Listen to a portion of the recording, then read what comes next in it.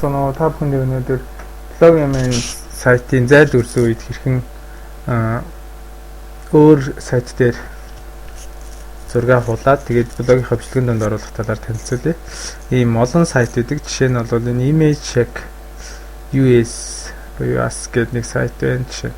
За гэхдээ энэ сайтыг зүгээр дурдаад өнгөрөе. Би өнөөдөр бол өөр Google-ийн Picasa веб зургийн цамгийн хэрхэн ингэж ашиглах талаар танилцуулах гэж байна.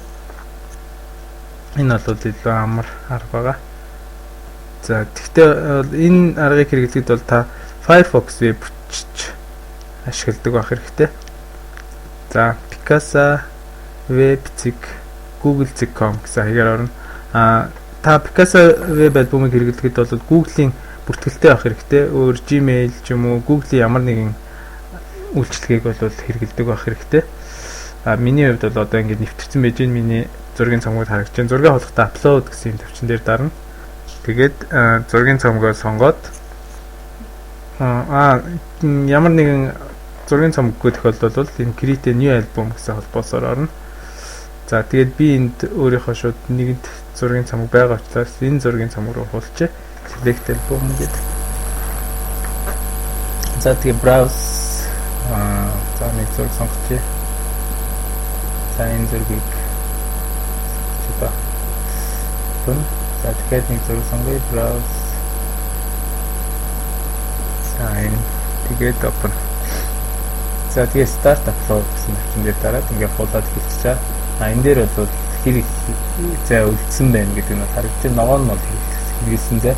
Google бол 1 GB буюу 1024 MB хэмжээг бол өнгөө өгдөг байж байгаа.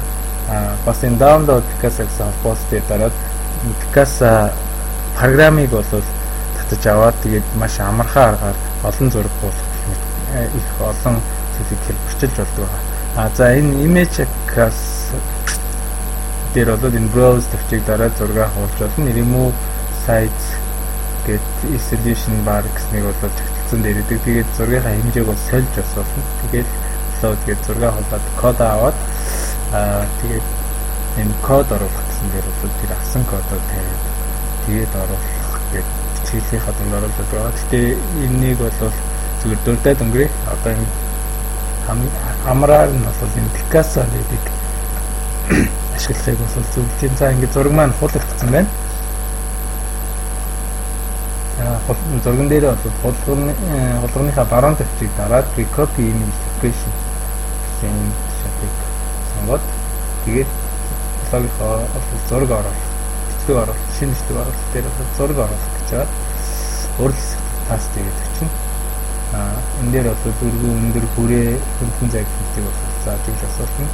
За би энэ дээр хүрээгүй хөндлөн зай 5-аар 5 пиксел тэгээд нэгний зүүн гэсэн байна. За ингээд зураг маань орчлоо. Дараагийн зураг нь Оны баруун тавьж copy image location тэгээд зураг оруулах урал дээр paste ингээд окей.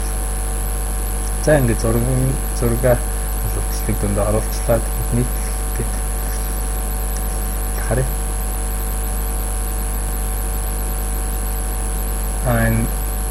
Picasa веб зургийн цамаг бол ер нь Google-ийн маш алдартай үйлчилгээ найдвартай. Тэгээд өөрийнхөө бол зургийн цамгуудыг үүсгээд эндээ бол зургуудаа хуулж оруулах байгаа. Зураг бол unlisted, public, тэгээд private гэсэн байдлаар бол тэр зургуудаа хүмүүст үзүүлэх хэсгээ сонгож явуулдаг. Тэгээ манай найзуудын хувьд бол бас ингэж зургийн цамгуудаа бол дандаа хуваалцаж өөрсдөө зургуудыг хуулж хэрэгэлдэг. Тэгээд сэтгэл гэх мэт зүйлийг бол доор бичиж болдог байгаа. За энэ зураг маань ингээ орцсон байж байна. Харагдаж байна. Бичлэгийн донд ингээ бичлэгээ засах тохиолдолд бол энэ жижигхэн төвчин дээр бол дарна. Зургийг бас энэ өөр ямар сайт дээр зургийг бол хулгайны баруун тавьтаа copy location дээр бас оруулж болдог. Гэхдээ зарим сайт дээр бол энэ нь бол хориот байдаг hot link protection гэдэг. Тийм тохиолдолд бол энэ cache гэдгийг цэвэрлээд цэвэрлж байгаад бол хуудасаа дахиж дуудаад үзэхэд бол TV байх юм бол тэр зураг hot link protection гэсэн үг. Энэ дээр энэ Google-ийн заруулсан зургууд маань TV-ийн дахиад дуудагдаад гарчжээ. Тэгэхээр энэ бол зүгээр үгүй бусад зарим сайт дээр бол ингэхгүй зургийн оронд бол өөр юм гарах ч юм уу зураг бол гарч ирэхгүй гэдэг юм hot link protection сайт дээр бол за ингээд бас энэ хит том зураг ингээд блог донд оруулах үед бол за эзлээд гэдэг ийм тохиолдолд бол бас нэг аргыг танилцуулъя. Google-ийн зураг оруулалт том зураг том чигээр хүмүүс үзүүлмээр байлаа гэж боддог.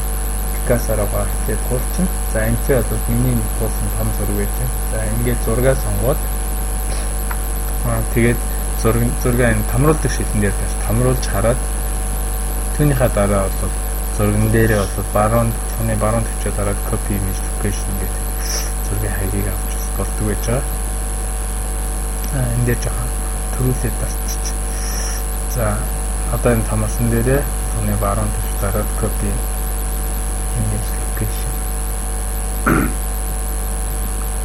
За тэгээд ингээд харж үзэхэд бол зураг маань томоор харагдчихэв.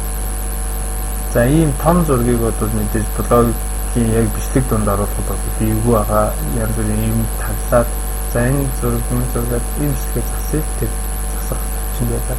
Ер нь блог дээр бичлэгээ засахдаа бол саяны засах тавчийг дарж засчих хэрэгтэй.